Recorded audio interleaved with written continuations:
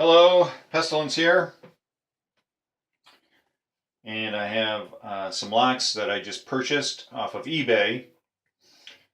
The funny thing is, there were two different things I was trying to buy. One was a lot of 13 locks, and there were a couple of Yale locks in there. One that I especially wanted, and the other ones I was happy to get, and I'll show those later. The other was a 17th century casket lock, and I guess it was German made. And it was the second time I have tried to buy it, and the second time that I failed. So that's what happens when you try to buy things that you can't afford. Anyway, so this is not what I bought. This was part of the lot. It's a 9-9 lock, which is patterned after a Yale Junior lock.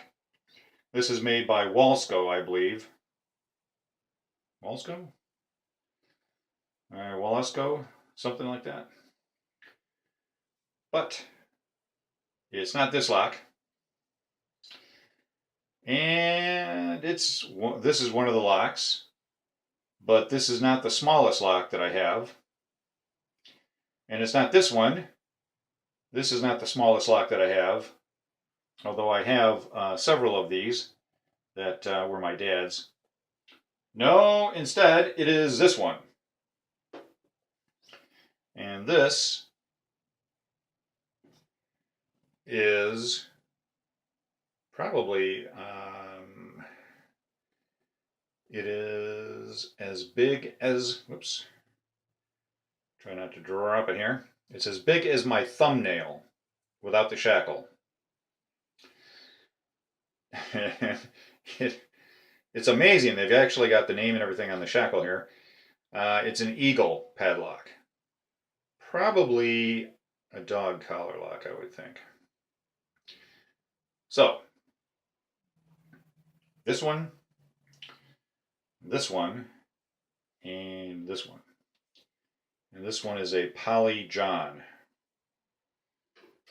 And there is the keyway on that.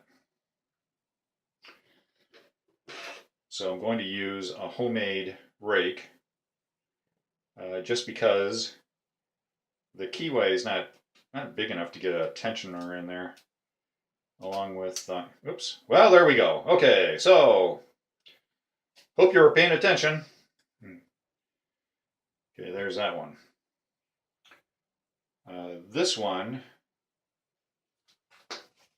I need a pick that I didn't bring in. I was using a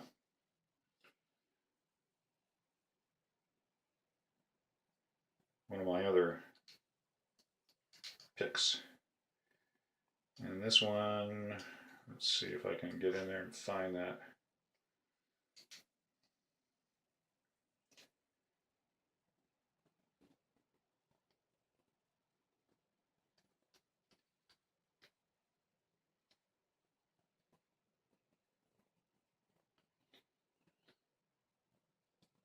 Let's see, this wasn't the pick I was using.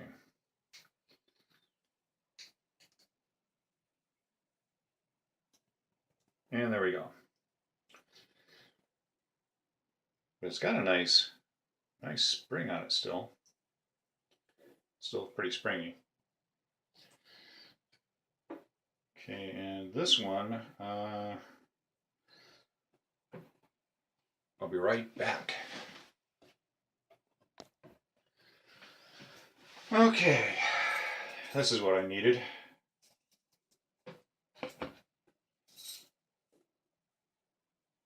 Make sure that it fits.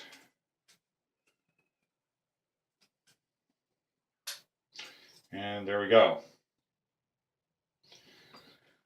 Now a little story about what not to do.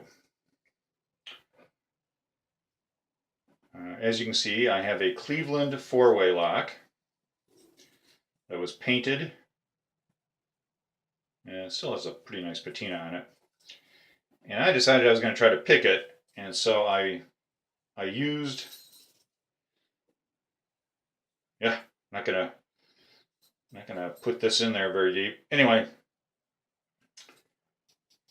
I put this in there to try to fiddle around with it, and I had it as far down into the lock as I could get it, and it got stuck, and it would not come out. This doesn't have traditional pins in it, and so what happened was it got stuck, and it just would not come out. And I was trying everything I could, but this is as wide as the keyway going from, on a horizontal plane. I put some, it's not really a lubricant as much as it's to use to break things that are frozen. Some kind of an oil type of thing.